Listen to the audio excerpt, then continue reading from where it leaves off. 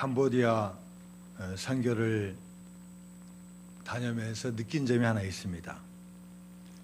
그 마을에 교회가 세워지기 전과 교회가 세운 후에 이 마을의 모양이 달라집니다.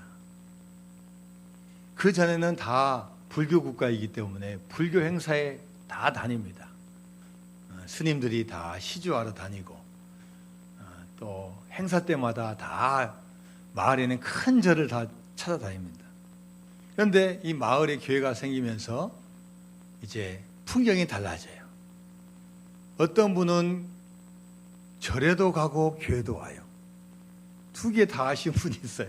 아직까지 혼동되는 거, 혼동돼. 예수님을 믿긴 믿어야 맞는 것 같은데 이 문화를 무시할 수 없어요. 이 가족의 문화를 무시하면 이거는 따돌림 당하기 때문에 같이 하는 분이 있고, 한번 교회 왔다가 여기는 틀린 종교다라고 이렇게 생각하고 안 오신 분이 있고, 교회를 만나고 주님을 만나서 전적으로 교회만 오신 분이 있어요.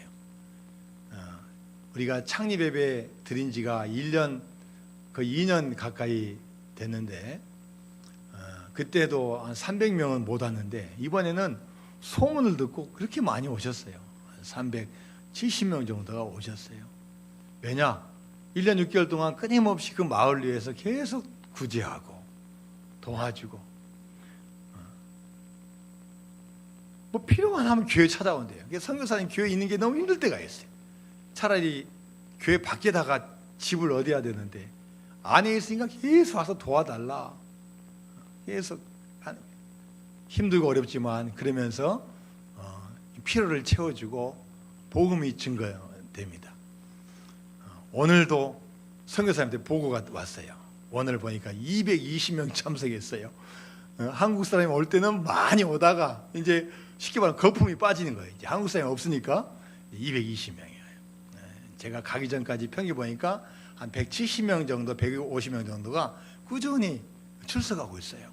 어떤 아이들이 한 100명에서 120명, 어른들이 4, 50명. 오늘 보니까 어른들이 한 70명 나왔고 나머지 아이들이 그렇게 많이 나왔어요. 마을이 달라졌습니다. 삶이 변화가 되었습니다. 그리고 찬양팀 하는 그 꼬마들 보셨죠? 18명의 아이들이야. 이 아이들한테는 장학금을 줘요. 장학금. 한 달에 초등학생은 10달러, 그 다음에 중학생은 20달러. 그리고 매주 3번씩 와서 연습해요. 주일 예배를 위해서 연습하는 거예요. 그래서 화, 목, 토 와가지고 찬양 연습하고 말씀 듣고, 이분들은, 이 학생들은요, 제가 1년 만에 갔는데 눈빛이 틀려요. 눈빛이요. 옛날 눈빛이 아니에요. 막 또릿또릿하고 찬양 열심히 하고 믿음이 생기고, 처음으로 세례를 주고 왔습니다. 8명, 어른 4명, 우리 또 10대 청소년들 4명, 8명 세례를 주고 왔습니다. 여러분들의 기도와 후원으로 교회가 세워진 것이 지금 변화가 되고 있고 달라지고 있습니다. 우리가 끝까지 여러분 잘 사명 감당해서 하나님께 칭찬받는 저와 여러분이 되어야 될 줄로 믿습니다. 우리 인생은 변화와 멈춤의 연속입니다.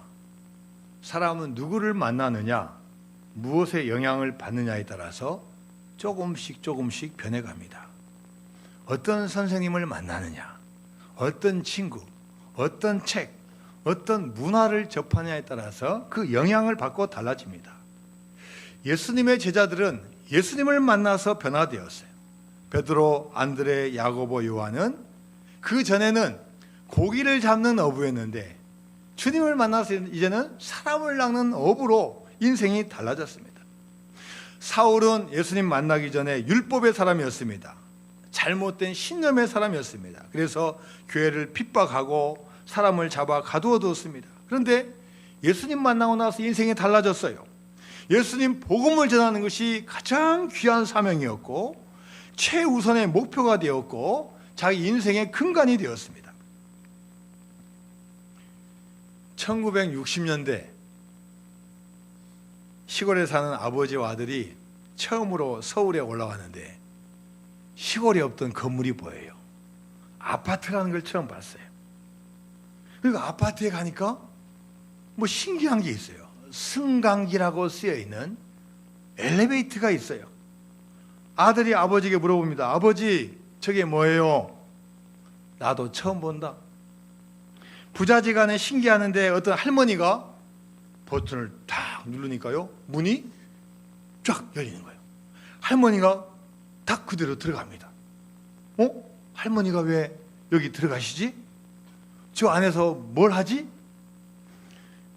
이렇게 생각하고 있는데 잠시 문이 탁 열리면서 그 할머니는 안 보이고 젊은 여인이 탁 나오는 거예요. 아버지와 아들이 깜짝 놀랐어요. 아들이 자기 눈을 의심하면서 그 여자에게 물어봤어요. 방금 이 안에서 나오셨죠? 예. 이제는 아버지가 그 젊은 여자에게 물어봤어요. 혹시 이 안에서 옷을 바꿔 입고 화장한 거 아니에요? 그 여인이 대답합니다. 아닌데요? 이 말을 듣고 아버지가 아들에게 말합니다. 아들아, 빨리 엄마 모셔와라. 내 어머니가 저 안에 들어갔다 나왔으면 좋겠다. 이런 일이 있었다고 합니다. 여러분, 우리도 변화가 필요합니까? 나의 변화가 필요합니까? 아니면 나의 배우자의 변화가 필요합니까? 내가 변화되어야 됩니까? 아니면 상대방이 변화되어야 됩니까? 예수님은 가이사라 빌립보 지방에서 제자들과 대화를 나눕니다. 사람들이 나를 누구라고 아느냐? 예, 엘리야라고 하기도 하고 예레미야라고도 하기도 하고 선지자라고 합니다. 자, 그렇다면 너희들은 나를 어떻게 생각하느냐? 이때 수지자인 베드로가 대답합니다. 주는 그리스도시요 살아계신 하나님의 아들이십니다. 이 말을 들은 예수님께서 너무나 마음이 흡족하신 거예요. 바요나 시몬아, 내가 복이 있도다. 네가 한 말은 네 생각이 아니라 하늘 아버지께서 주신 생각이다. 내가 너 믿음의 반석 위에 교회를 세울 것이다. 내가 너에게 천국 열쇠를 줄 거다. 이 한마디 고백이에요. 이 베드로가 엄청나게 주가가 올라간 거예요. 칭찬받은 거예요. 이야, 하나님께서, 주님께서 너무나 칭찬해 주신 거예요. 그런데 이런 칭찬의 사건이 있는 다음에 예수님께서 이제 자신의 사명에 대해서 이야기하는 거예요. 자, 내가 이제 예루살렘으로 갈 거다. 거기서 내가 잡힐 거고 내가 십자가를 지어야 된다. 내가 죽을 거다. 그러나 죽는 것으로 끝이 아니고 나는 부활할 거다. 하나님께서 나를 살리실 것이다. 이 말 들은 베드로가 옆에 있다가 주여, 무슨 말씀이십니까? 그러면 절대로 안 됩니다. 자, 이런 장면이 이 마가복음 오늘 본문에 나와 있어요. 자, 마가복음 8장 32절에서 33절까지 말씀입니다. 시작. 드러내놓고 이 말씀을 하시니 베드로가 예수를 붙들고 항변하매 예수께서 돌이키사 제자들을 보시며 베드로를 꾸짖어 이르시되 사탄아, 내 뒤로 물러가라. 내가 하나님의 일을 생각하지 아니하고 도리어 사람의 일을 생각하는도다 하시고, 얼마 전까지만 하더라도 그렇게 칭찬받던 베드로가 이제 예수님께 항변합니다. 여러분, 이 항변이라는 뜻이 뭐예요? 항변, 대항하는 거예요. 예수님께 대항해서 말하는 거예요. 이제 예수님 말씀이 옳지 않다는 거예요. 그런 말씀하시면 안 된다는 거예요. 물론 베드로의 심정은 우리가 이해합니다. 자신이 따랐던 그 예수님 같이 계셔야죠. 가능하면 십자가 안 지시고 다른 방법으로 해결하셔야죠. 주님, 그러면 안 됩니다라는 그 마음은 이해되지만 예수님께서 처음부터 계속 말씀하셨던 이 십자가의 길에 대해서 이해를 하지 못하고 있는 거예요. 아직도 하나님의 뜻보다는 인간적인 생각이 베드로한테 앞서는 거예요. 이 베드로의 항변을 들으신 예수님께서 베드로에게 뭐라고 말씀하셔요? 베드로야, 다시 한번 생각해봐라, 이렇게 말씀하지 않으시고 베드로가 갑자기 다른 존재로 바뀌어요. 뭘로 바뀌어요?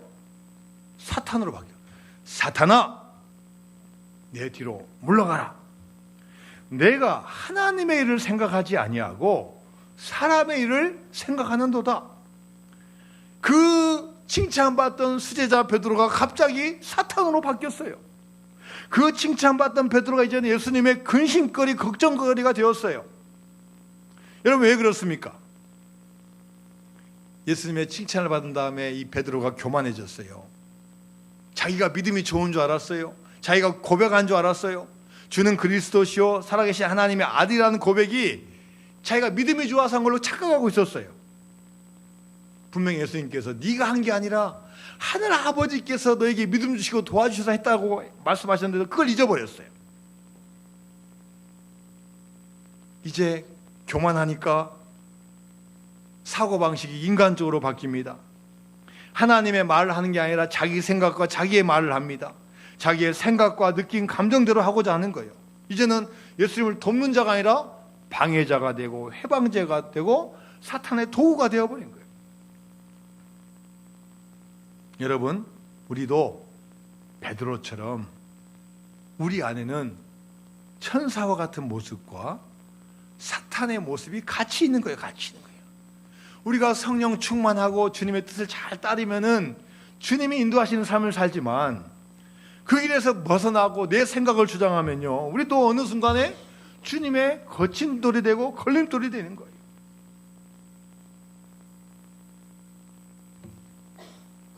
성도는 어떻게 살아가는 존재입니까?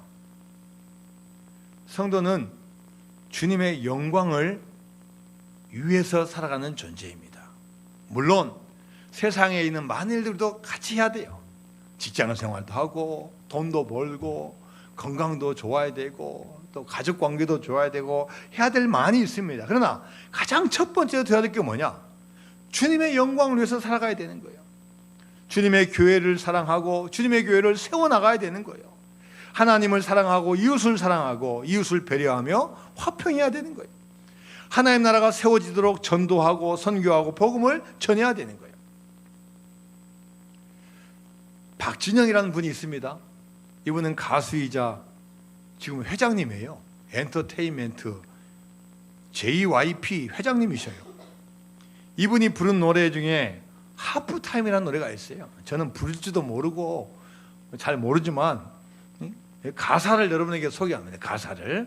자, 이분의 가사 같이 한번 읽어볼까요? 시작. 갤럭시를 똑바로 쓰려면 삼성에게 물어보고 아이폰을 똑바로 쓰려면 애플에게 물어보듯이 인생을 똑바로 살려면 인간 만든 사람을 찾아, 세상을 똑바로 살려면 세상 만든 사람을 찾아 물어보는 게 당연한 이치인데 그동안 내가 뭘 안다고 떠들어댔는지 부끄러워. 만나서 물어보고 믿고 또 믿어지면 그때부터가 사는 거야. 믿고 또 믿어지면 그날이 내 생일이야. 제가 노래 잘했습니까? 말 제대로 했어요. 갤럭시를 삼성 핸드폰을 잘 활용하려면요, 그 사용을 설명해서 잘 읽어야 되고 그것도 잘 모르면은 만든 제작자 삼성한테 물어보면 돼요. 다 알 수 있어요. 아이폰 똑바로 쓰려면 애플에게 물어보면 돼요. 그런 것처럼 우리가 인생을 똑바로 살려면 인간 만든 사람을 찾으라고 했는데 인간을 만든 그분을 알아야 되는 거예요. 그분을. 이 우주 만물을 창조하고 우리를 세상에 보내신 그분을 우리가 알고 그분의 뜻을 알면요, 인생이 값지다는 거예요. 이렇게 마지막에 뭐냐? 믿고 또 믿어지면 그날이 내 생일이야. 그냥 자연적으로 태어난다고 해서 그 생일이 값진 게 아니라 정말로 인생의 존재를 발견하고 주님 만나는 게 얼마나 큰 축복이냐는 거예요. 할렐루야. 그렇습니다. 제품에 대해서 정확히 알고 싶으면 그 제품을 만든 제작자에게 물어보면 되듯이 저와 여러분의 인생이 가장 값지고 멋있게 살려면 천지만물과 우리를 창조하신 하나님을 만나고 그분의 뜻을 아는데 초점을 둬야 될 줄로 믿습니다. 예수님을 십자가에 못 박은 사람들은 하나님을 모르는 분이 아닙니다. 하나님을 믿지 않은 분이 아니에요. 무신론자가 아니에요. 예수님을 십자가에 못 박은 사람들은 하나님을 잘 믿는다고 자처하는 분들이에요. 당시로 보면은 장로들, 서기관들, 대제사장들, 바리새인들이에요. 여러분, 대제사장은 하나님의 일을 맡아서 하는 사람이에요. 바리새인들, 하나님 율법 계명을 철저히 지키는 사람들이에요. 서기관들, 하나님의 말씀을 기록하고 보관하는 분들이에요. 장로들, 앞장서서 하나님을 가장 잘 돕는 사람들이에요. 그런데 이분들이 예수님을 죽인 거예요. 여러분, 왜 그렇습니까? 우리가 믿는 하나님이 보내신 그분, 이 세상에 왔어요. 이 세상에 변화가 왔어요. 그럼 그 변화를 받아들여야 돼요. 이제 우리가 하나님만 믿었지만 이제는 그분께서 말씀하신 메시아가 왔구나, 그분을 만나고 받아들여야 돼요. 근데 받아들이면은 이분들 근거가 없어지는 거예요. 먹고 살 게 없어지는 거예요. 장로들, 서기관들, 대제사장들, 바리새인들을, 그러니까 이 기득권 잡으려고, 기득권 놓지 않으려고 오히려 예수님 잡아가지고 죽이는 데 동조하는 거예요. 예수님은 자신을 핍박하고 박해하는 자에게 사탄아라고 하지 않으시고 오히려 가장 아끼는 수지자에게 사탄아 물러가라고 하셨습니다. 여러분, 우리는 믿음의 길 가면서 스스로에게 한번 물어볼 때가 됐어요. 나는 누구인가? 나는 진정으로 주님을 사랑하고 있는가? 나는 진정한 교회의 일꾼인가? 아니면 쓴뿌리이고 거침돌인가? 우리는 우리 자신에게 한번 물어보면서 이렇게 고백해야 돼요. 자, 한번 따라 해봅니다. 주님, 나의 소신과 감정까지 주님의 말씀에 복종하는 교인이 되겠습니다. 할렐루야. 그렇습니다. 여러분, 한번 생각해 봐야 돼요. 나는 나의 생각, 나의 직장, 나의 사업, 나의 모든 관계에 그것을 뛰어넘는 주님, 나의 모든 것을 건네신 그 주님에게 복종하는 그리스도인이 되어야 될 줄로 믿습니다. 예수님은 항변하는 베드로에게 말씀하십니다. 내가 하나님의 일을 생각하지 아니하고 도리어 사람의 일을 생각하는구나. 베드로는 한때는 칭찬받고 하나님의 뜻을 따랐지만 어느 순간 자기 입장, 자기 지식, 자기 상황을 먼저 생각했어요. 하나님을 사랑하고 하나님을 신뢰해야 되는데 어느 순간 내 말과 내 생각이 앞장섰어요. 우리가 주님의 교회를 위하여 주신 사명이 있습니다. 여러분, 그 사명을 우리가 따라야 됩니다. 자, 오늘 본문 마가복음 8장 34절 말씀입니다. 마가복음 8장 34절 말씀 시작. 무리와 제자들을 불러 이르시되 누구든지 나를 따라오려거든 자기를 부인하고 자기 십자가를 지고 나를 따를 것이니라. 아멘. 주님을 따르는 게 쉽지 않은 길일 때가 많습니다. 자기를 부인할 때가 있어요. 나 자신을 부인해야 될 때가 있어요. 내가 정말로 하고 싶은 거, 간직하고 싶은 거 있음에도 불구하고 자기 일을 부인하고 십자가를 져야 될 게 온다는 거예요. 자, 마지막으로 마가복음 8장 35절 말씀 같이 읽습니다. 시작. 누구든지 자기 목숨을 구원하고자 하면 잃을 것이요 누구든지 나와 복음을 위하여 자기 목숨을 잃으면 구원하여. 여기에 말씀의 신비가 있고 복음의 비결이 있어요. 우리 사람은 다 내 목숨을 구하고자 사는데 오히려 그러면 잃어버린다는 거예요. 주님의 말씀이 뭐냐? 오히려 나를 위해서, 하나님과 예수님을 위해서 목숨을 걸면 하나님께서 지켜주시고 구원의 역사를 행하여 주실 줄로 믿습니다. 십자가가 있어야 부활이 있습니다. 십자가 없이 부활 없습니다. 십자가를 지고 주를 따라갈 때 하나님께서 반드시 도와주십니다. 이제 한여름에 있었던 올림픽이 끝났습니다. 올림픽에 수많은 메달을 따서 우리나라가 몇 등 했어요? 8등인 어마어마한 성적을 냈어요. 세계 200개가 넘는 나라가 있는데 8등 했다니, 야, 정말 공부를 해도 잘하고 이런 나라에 사는 게 참 감사합니다. 자, 저는 많은 메달 중에서 탁구 여자 복식 금메달이 너무나 감동적이었어요. 물론 신유빈 선수도 잘했고 전지희 선수도 잘했지만 저는 이은혜 선수가 그렇게 예뻐요.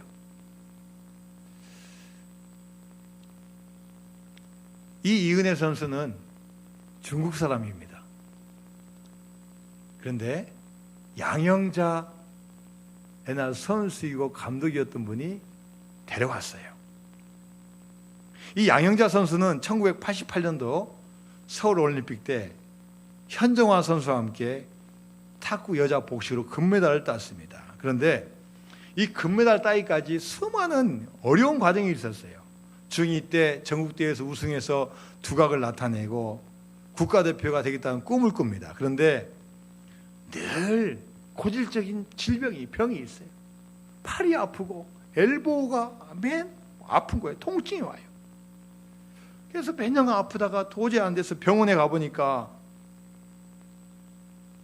의사 선생님, 이렇게 팔에 통증이 오는데 아프지 않으려면 어떻게 해야 됩니까? 의사 선생님이 뭐라고 대답하냐? 탁구 안 치면 됩니다. 정답인데 너무 실망해서 대답이고, 아니 좀 의사가 어떻게 해주셔야죠. 예, 주사 놓으십시오.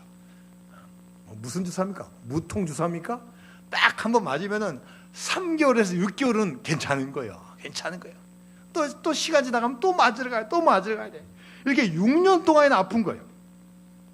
야, 이 통증 때문에 내가 국가대표 계속 할 수 있을까? 은퇴해야 되지 않을까? 그런데 주변에서 이야기를 해줘요. 기도원에 가서 기도를 한번 같이 해봅시다. 아프니까 그래 한번 가보죠. 기도원에 갔어요. 기도원에 가서 목사님이 들려주는 그 말씀에 은혜를 받는 거예요. 예수님이 누군지 몰랐고 믿음이 뭔지 몰랐는데 하나님의 말씀을 들으면서 하나하나씩 다 깨지는 거예요. 예수님께서 나를 위해 죽으셨고 나는 그동안 죄인이 아닌 줄 알고 살았는데 하나님 말씀을 보니까 내가 죄인이에요. 그래서 이 양영자 선수가 거기서 꼬꾸라지는 거예요. 아니, 이렇게 무릎 꿇고 말씀을 받아들이고 회개하고 눈물 흘리는 거예요. 예, 제가 주님을 영접합니다. 제가 주님을 믿겠습니다. 그리고 이제 기도원에서 나왔는데 신기한 일이 벌어진 거예요. 어떤 일이 벌어졌을까요? 팔이 안 아파요. 이제 팔이 안 아파요. 주사 맞을 필요가 없는 거예요. 이때 체험을 하게 된 거예요. 아, 하나님은 살아계시다. 그래서 이제 이분이 이제 믿음이 생긴 거예요. 이제 88 올림픽으로 이제 은퇴를 했는데 누구랑 결혼했냐? 당연히 남자랑 결혼했는데 선교사님하고 결혼한 거예요. 그래서 둘이 같이 선교를 갑니다. 중국 내몽골로 선교를 가요. 거기서 10몇 년 동안 선교를 하면서 10대 한 소녀를 만났는데 그게 이은혜예요. 이은혜. 가난해가지고 탁구 대표 대회도 못 나가는 거예요. 열심히 성실하긴 하는데 그 잘 뛰어난 선수가 아니에요. 한국 가자. 따라와. 근데 한국에 와서도 6년 동안 대표팀이 못 돼요. 방황해요. 왜요? 알고 봤더니 공황장애가 있어요. 갑자기 차 타고 가다가 막 숨 못 쉬겠다 하고 양형자가 엄마처럼 돌봐줍니다. 기도합니다. 야, 같이 기도하자. 주님께서는 고쳐줄 수 있어. 이 가운데서 이은혜 양이 주님을 영접하는 거예요. 주님 영접하고 그동안 내 몽골에서 믿었던 그 무속신앙 버리고 불교 다 버리고 이제는 과거 다 뒤로 하고 주님 영접하는 거예요. 그러면서 이제 주님의 사람이 되는 거예요. 아까 나온 장면 중에 보니까 3명이서 같이 기도한 장면이 누가 있냐? 내가 알기로는 2분은 교인인지 아닌지 모르겠어요. 이 은혜가 우리 기도하고 시합에 임하자. 기도하고 하자. 지금 중요한 시합에 기도하자니까 같이 기도하고 있는 거예요. 그냥 어떨 같이 기도하고 있는 거예요. 그리고 끝나고 나서 동메달 따고 인터뷰하는데 다 인터뷰 끝마다 하나님께 영광, 하나님께. 하나님이 함께 하셨습니다. 하나님이 도와주셨습니다. 하나님 영광입니다. 할렐루야. 주님을 영접하니까 과거에 믿었던 거 다 버리는 거예요. 다 뒤로 하는 거예요. 우리가 진정으로 주님 만나면 여러분 과거의 거 버려야 됩니다. 진정한 변화를 원한다면 버릴 거 과감하게 버려야 돼요. 새 옷 입으려면 입었던 헌옷 과감하게 벗어 던져버려야 됩니다. 버리지 않으면 변화의 과정을 넘을 수가 없습니다. 살찌신 분에게는 죄송한데 살찌려고 노력하는 분 별로 없어요. 그냥 먹다 보면 쪄요. 그냥 먹다 보면 이것도 먹고 저것도 먹고 뭐 노력할 필요 없어요. 그냥 맛있는 거 사 먹고 먹으면요 막 쪄요. 막 100kg, 200kg, 300kg까지 쪄요. 그런데 살을 빼려면요 노력해야 됩니다. 운동해야 돼요. 왜 살 빼야 됩니까? 첫 번째 건강이라고 해요. 건강. 자신의 몸무게에서 여러분 10%만 빼보라. 10%만 빼면은 모든 질병의 50%가 없어진대요. 다 뭐 어떤 병이 오는 것 대부분의 경우가 너무 쪄서 과다 체중이에요. 과다 체중. 영양분이 너무 많이 넘친다는 거예요. 살 빼면은 질병 50%가 없어져요. 살을 버리면 건강해지고 살을 버리면 예뻐지고 살을 버리면 멋있게 된다는 거예요. 여러분 살을 버리는 것도 필요하지만 인생에서 가장 중요한 버릴 것이 뭐겠습니까? 하나님이 원하시는 삶과 반대로 되는 걸 다 버려야 돼요. 데살로니가전서 5장 16절부터 같이 한번 해볼까요? 항상 기뻐하라. 쉬지 말고 기도하라. 범사에 감사하라. 여러분 이거 하나만 잡아도 돼요. 항상 기뻐하라. 쉬지 말고 기도하라. 범사에 감사하라. 근데 여러분 살면서 이게 안 돼요. 얼마나 많은 불평을 하는지 몰라요. 얼마나 많은 불신을 하는지 몰라요. 얼마나 게으른지 몰라요. 얼마나 미움에 휩싸인지 몰라요. 얼마나 자기 혈기 부린지 몰라요. 버려야 돼요. 버려야 돼요. 그래야지 믿음이 성숙해지고 하나님이 기뻐하시는 귀한 존재가 될 줄로 믿습니다. 예수님은 제자들에게 나를 따라오라고 말씀하셨습니다. 여러분 예수님 따라가야 돼요. 예수님 따라가야 돼요. 세상에 어떤 좋은 가치 있어도 여러분 거기에 현혹되면 안 돼요. 시대마다 좋은 건 계속 바뀝니다. 계속 바뀌어요. 어느 때는 아파트고 어느 때는 주식이고 어느 때는 채권이고 어떨 때는 건강이고 어떨 때는 뭐고 어떨 때는 뭐고 다 달라요. 따라다니다가 여러분 다 망해요. 다 망해요. 망하지 않는 한 가지 길 뭐냐? 예수 그리스도. 할렐루야. 오직 예수님 따라갈 때 주님께서 우리의 삶을 인도하여 주실 줄로 믿습니다. 지금도 마귀는 여러분들 믿음에 가는 길을요 막으려고 수많은 방법을 동원해요. 조용히 속삭여요. 뿔 달리고 나타나지 않아요. 여러 가지 방법으로 속삭여요. 야, 꼭 교회 가야 되냐? 더운데 한 주 좀 쉬어라. 꼭 헌금해야 되냐? 있으면 하고 없으면 안 하는 거다. 너희 교회는 참 평안하냐? 사랑 있냐? 마음 막 흔드는 거야. 교회와 목사를 의심하게 만들고 불신하게 만들어요. 어떤 목사님이 책을 썼는데 그 책을 보니까요, 책 한 소제목이 뭐냐? 마귀 팔복이에요. 팔복. 마태복음 5장에 보면은 예수님이 주신 산상수훈 팔복이 있어요. 심령이 가난한 자는 복이 있나니, 애통한 자는 복이 있나니, 온유한 자는 복이 있나니.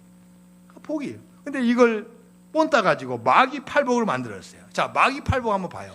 여러분 읽으면 여러분 마귀 되니까 제가 읽을게요.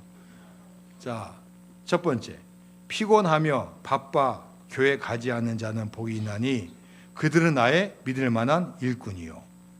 두 번째, 이복, 마귀 이복, 교회의 목사를 비난하는 자는 복이 있나니 그들은 설교를 들어도 은혜 받지 못할 것이요. 마귀 삼복, 교인의 마음을 흔들어 놓는 자는 복이 있나니 그들은 교회 안에 쓴뿌리가 될 것이요.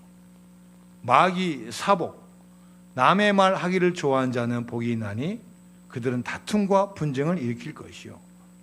마귀 오복부터는 같이 합니다. 마귀 오복, 시작.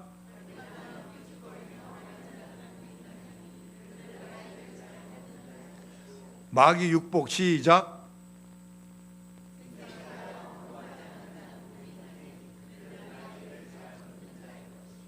마귀 칠복, 시작.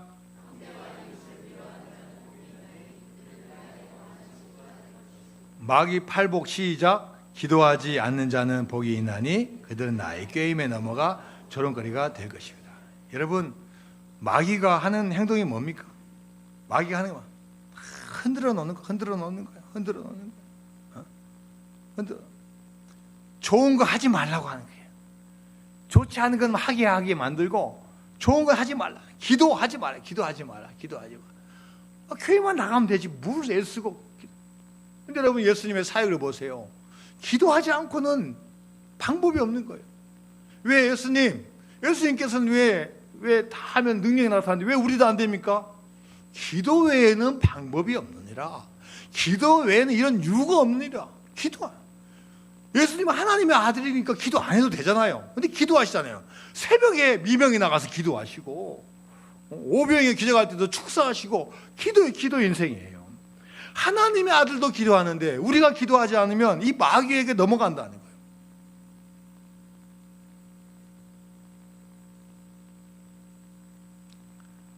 베드로는 예수님의 제자가 되었지만 예전의 성격을 버리지 못할 때가 있습니다. 여전히 의심 많고 충동적이며 다혈질이었습니다. 하나님의 뜻을 따르다가도 어느덧 내 생각을 할 때가 있었습니다. 그런데 그가 마가다락방에서 120명의 문도와 같이 성령 충만을 받아서 기도의 능력을 받아서 이제 말씀을 전할 때 달라지는 거예요. 성전 미문에 나면서부터 못 걷는 이 안진뱅이에게 선포하는 거예요. 은과 금은 내게 없거니와 내게 있는 이것을 내게 주노니 나사렛 예수 그리스도 이름으로 일어나 걸어라. 할렐루야. 이렇게 하니까 일어서는 거예요. 여러분, 진정으로 주님 만나면 주님께 여러분 도와주시고 능력 주실 줄로 믿습니다. 삭개오도 예수님 만나서 달라졌어요. 채워도 채워지지 않는 물질과 이 마음, 주님 만나니까 채워지는 거예요. 예수님 만나니까 물질의 많고 적음이 중요하지 않습니다. 예수님 만나니까 내가 세리자라는 이 직책 중요하지 않습니다. 예수님 만나니까 환경이 중요한 게 아니에요. 너무나 행복하고 너무나 감사해요. 사랑하는 여러분, 우리 안에 하나님의 능력이 임하고 여러분 가운데 변화가 있기를 바랍니다.